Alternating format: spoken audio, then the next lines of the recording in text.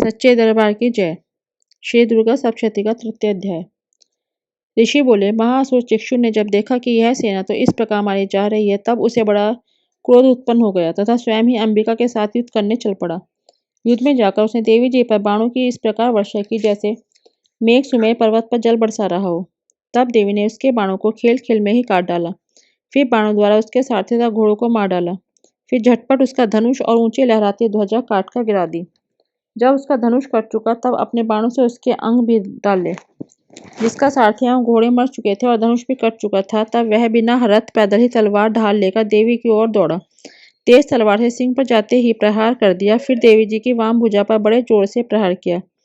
हे राजन, जो ही उसकी तलवार देवी जी की भुजा पर पहुंची, त्यों ही टूट गई। फिर तो असुर ने क्रोध से आंखें लाल हो गईं। आंखें लाल करके हाथ में शूल पकड़ लिया। भद्रकाली जी इस दैत्य ने वह शूल डाल दिया। वह शूल इस प्रकार चमका जैसे कि आकाश से सूर्यमंडल गिर रहा हो। देवी जी ने अपनी ओर आते हुए उस शूल को देखकर उस पर अपना शूल चला दिया, जिससे उस शूल के सैकड़ों टुकड़े हो गए। साथ में उस चिक्षुर महादैत्य के प्राण भी निकल गए।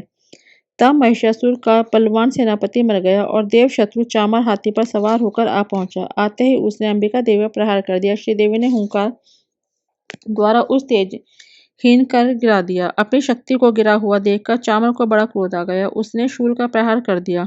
शूल को भी देवी जी ने बाण द्वारा टुकड़े टुकड़े कर मार डाला। तब सिंह भी उछलकर हाथी के मस्तक पर चढ़ बैठा। वे दोनों परस्पर लड़ते लड़ते उस हाथी से नीचे पृथ्वी पर आ गए। भयंकर प्रहारों से परस्पर युद्ध करने लगे। तब बड़े वेग से सिंह ऊपर को उछला। ऊपर आकाश से नीचे की ओर गिरते गिरते पंजों के प्रहार से दैत्य चामर का सिर धड़ से अलग कर डाला।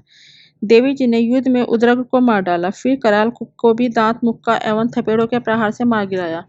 क्रोधपूर्ण देवी ने गदा की चोटों से उद्धत का चूरा कर दिया।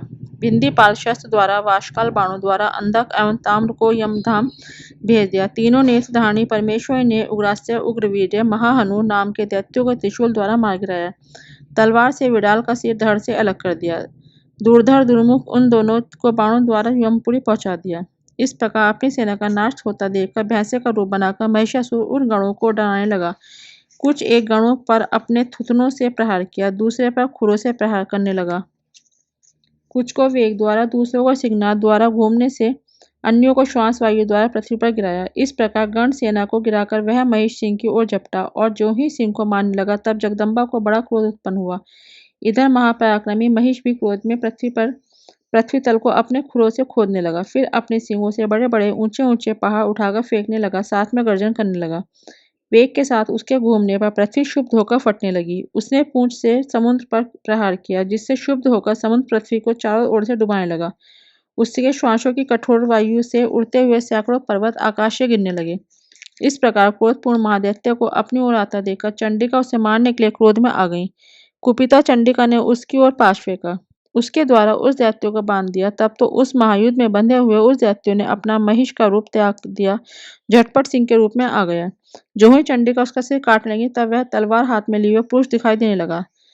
तब शीघ्रता से तलवार ढाल वाले उस पुरुष को अपने बाणों से देवी ने बीन डाला। तब वह एक बड़ा हाथी हो गया।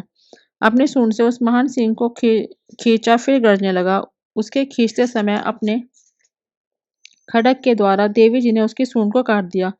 फिर वह महादैत्य भैंसे के रूप में आ गया। इसी प्रकार चराचर त्रिलोकी को सताने लगा। उसी समय जगात्मा चंडिका क्रोध में आकर फिर उत्तम मधुपान करने लगी। लाल लाल नेत्र करके हंसने लगी। वह दैत्य भी बल पराक्रम के मद में उन्मत्त होकर गरजने लगा। अपने सिंगों से उठा उठाकर पहाड़ देवी की ओर फेंकने लगा। तब सुरापान के मद के कारण लाल लाल आंखें वाली चंडिका जी ने कुछ अस्त व्यस्त शब्दों में कहा, हे रे मूढ़, जब तक कि मैं मधुपान कर लूं, तब तक तू क्षण भर के लिए गर्ज ले। मेरे द्वारा संग्राम भूमि में तेरा वध हो जाने पर तो शीघ्र ही देवता भी गर्जने लगेंगे। ऋषि बोले, इस प्रकार कहकर देवी जी उड़कर उस दैत्य पर चढ़ गईं। पांव दबाकर दैत्य के कंठ पर त्रिशूल से आघात किया। देवी जी के पांव से दबे हुए उस दैत्य ने अपने मुख से बाहर निकलने का प्रयत्न करके दूसरे रूप से किया। अभी आधा निकला था कि देवी जी ने अपने पराक्रम द्वारा वहीं रोक लिया। आधा निकलकर भी उस दैत्य ने युद्ध करना आरंभ कर दिया। तब देवी जी ने अपनी तीखी तलवार से उसका सिर काटकर नीचे गिरा दिया। दैत्य सेना का हाहाकार करने लगा। तब उस सारी सेना को भी देवी जी ने नष्ट कर दिया। सभी देवता अत्यंत प्रसन्न हुए। दिव्य महर्षियों के साथ देवता लोगों ने उस देवी की स्तुति की। गंधर्व राज गायन करने लगे, अप्सराएं नाचने लगी।